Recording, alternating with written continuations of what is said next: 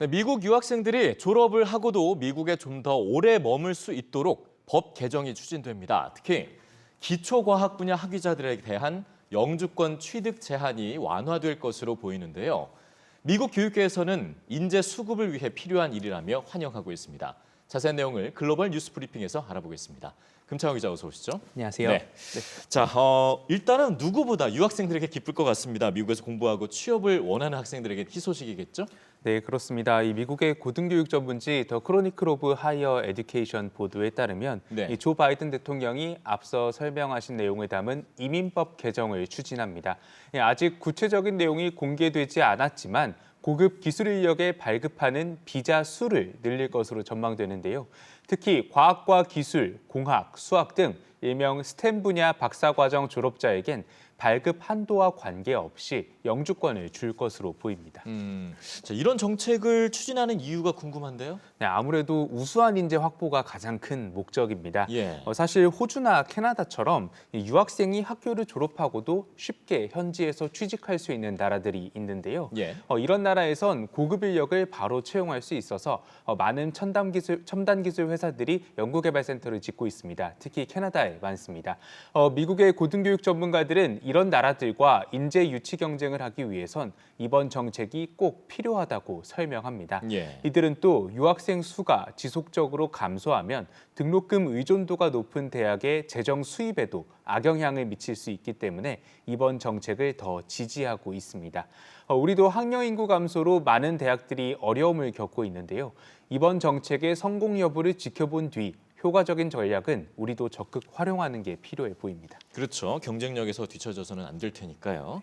자, 이번에는 초중등 교육 소식으로 좀 넘어가 보겠습니다. 이번 봄학기에 일제고사가 예정돼 있을 텐데 폐지해달라는 요청이 많다고요? 네, 그렇습니다. 이 워싱턴 포스트의 보도입니다. 미국의 74개의 교육단체와 시민단체들이 미국의 그 교육장관 후보자 미겔 카도나 후보자에게 편지를 보냈습니다. 예. 이번 봄학기 주정부가 일제고사 형식의 표준화 시험을 보지 않아도 되도록 허용해달란 겁니다. 이들은 지난 한 해 원격 수업으로 교육 격차가 벌어진 건 누구나 알고 있는 사실이라며 또다시 진단해 볼 필요는 없다고 지적합니다. 네. 특히 올 봄에 시험을 치르면 결과는 가을이 돼서야 나오는데 그때가 되면 이미 담당 교사가 바뀌고 학생들이 진학 등 다른 학교에 갈 수도 있어서 결과에 따른 조치가 어렵습니다. 차라리 시험을 치를 시간에 이 등교 수업을 위한 준비 등 교육에 전념하는 게 좋다고 주장하고 있습니다. 네. 또 이미 지난해에는 표준화 시험을 보지 않은 선례가 있죠. 코로나19로 학교가 문을 닫자 재택시험의 어려움과 공정성 문제가 제기돼 베시 드보스 당시 교육장관은 주 정부에 표준화 시험을 보지 않아도 좋다고 밝혔습니다. 현재 미시건주와 뉴욕주 등 여러 주가 이번 봄학기 표준화 시험 포기서 제출을 검토했고요. 바이든 대통령도 출마 당시 표준화 시험에 회의적인 입장이었기 때문에 이번 요청을 받아들일 가능성은 커 보입니다. 네, 그렇습니다. 뭐 얘기를 들어보면 좀 등교가 정상화되고 나서 좀 시험을 치러도 늦지 않다는 생각이 좀 들긴 하네요.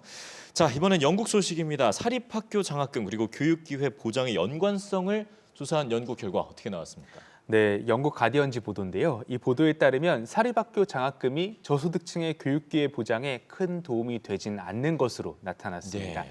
연구를 진행한 유니버시티 칼리지 런던 교육연구소는 지난 2011년부터 2018년까지 사립학교 학비 보조금은 4,900파운드로 등록금에서 보조금이 차지하는 비율은 35%에 불과하다고 설명했습니다. 네. 이어 학비 보조금 제도가 처음 시작된 1997년에는 등록금 대비 보조금 비율이 57%였다며 과거에 비해 지원 비중이 더 줄었다고 지적했습니다. 또 학비 보조금을 실제로 받는 인원도 적은 편인데요. 소득 최상위 계층을 제외하고 나머지 가구 가운데 20%만 학비 보조금 혜택을 받는 것으로 나타났습니다. 그동안 사실 사립학교들이 부자들을 위한 학교란 비판에 학비 보조금 제도가 있다면서 반박을 해왔었는데 이번 연구 결과로 그런 반박도 어려울 것으로 보입니다. 예. 그렇기 때문에 저소득층 학생들의 교육기회 보장을 위한 적극적인 조치가 필요해 보입니다. 네, 뭐 4,900파운드는 이제 지금 우리 환율로 봤을 때 한 750만 원 정도 되니까 딱 언뜻 보기에도 그렇게 큰 도움이 된다는 생각은 좀 어려워 보이기도 합니다.